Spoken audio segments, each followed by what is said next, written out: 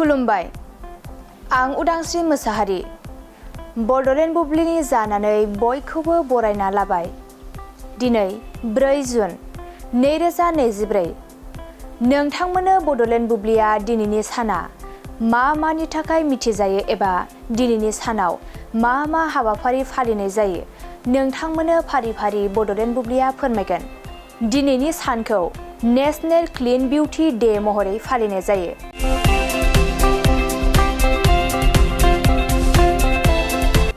National clean beauty डेखौ 4 जुनाव जिउ जागायजेननायनिफ्राय जोबजासिम साखोन सिखोन आरो गोजोर समायना दिहुनथायफोरखौ जौगाहोनो थुलुंगा होनायनि मोनसे राहा महरै फालियो।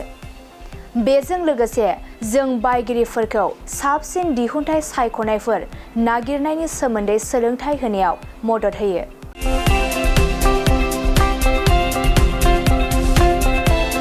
बेनि अनगायैबो दिनैनि सानखौ national hug your cat day, national chef day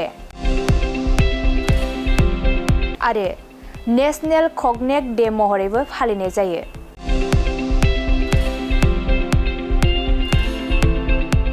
नोंथांमोननो Bodoland बुब्लिया दिनैनि सानाव मा मा हाबाफारिजों मिथिजायो आरो मा मा हाबाफारिखौ फालिनाय जायो फोरमायबाय। गोजोन्थों। मोनसे गोजोनथाव खौरां। BA सेथि सेमिस्टारनि थाखाय गसाइगावनि जारागुरि गबिन्द बसुमतारी कलेजाव मुं थिसननाय हाबाफारिया सोलिगासिनो दं।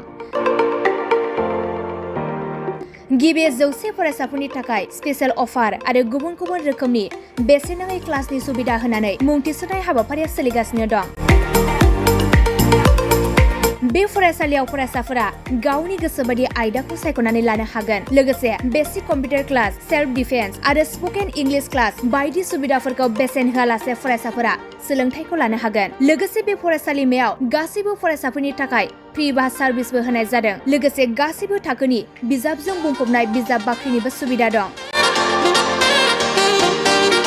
आरो बे खेबनिफ्राय एग्जाम सेन्टार हिसाबै फरायसाफोरा गावनिनो आंगो गबिन्द बसुमतारी फरायसालिमायावनो आनजाद होनो हागोन। बिनिखायनो गासैबो जौसिन फरायसालिनिफ्राय उथ्रिसारनाय फरायसाफोरखौ गबिन्द बसुमतारी फरायसालिमायाव खम बेसेनावनो एडमिसन लानानै गोबां सुबिदाफोरनि खाबु लानो हागोन। बांसिनै मिन्थिनो थाखाय 9101 784754 70022 71929 970 66800878 नम्बराव नोंथांमोना खौरां लानो हागोन।